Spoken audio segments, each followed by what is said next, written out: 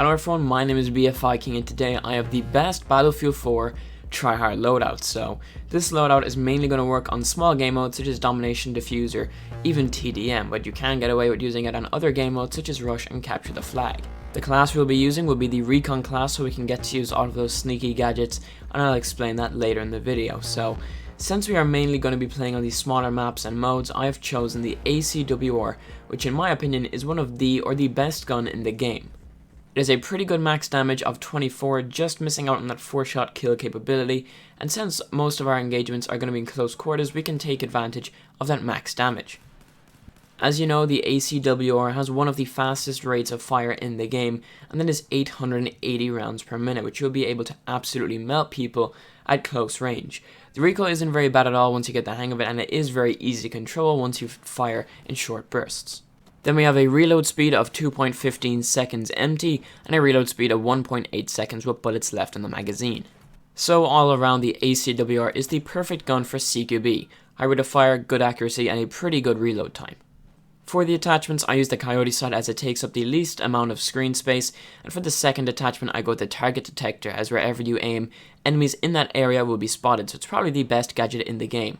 The barrel accessory, you can either go with the suppressor or the muzzle brake. I go with the muzzle brake as it controls the recoil even more, but the suppressor is also good since we won't be using it that long of range, so we won't feel its negative effect. For the grip, I use the angle of grip to further control the recoil.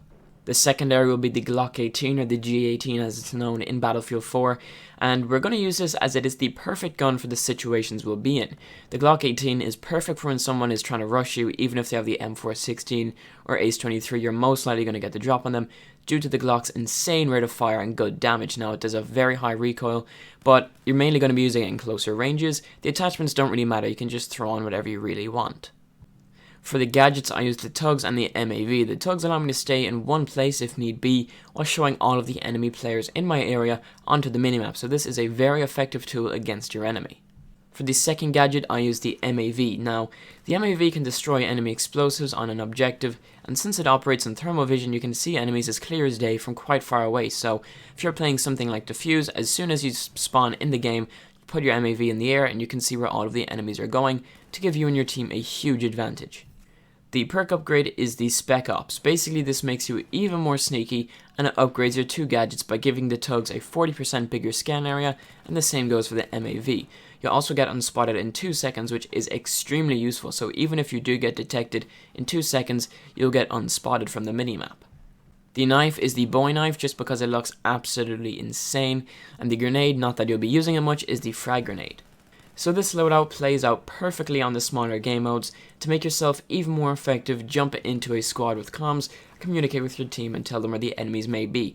Now this loadout does work out quite well on Rush and Capture the Flag, but personally I would stay to the smaller game modes. Anyways guys, give this loadout a try for yourself and tell me your thoughts on it down below in the comment section.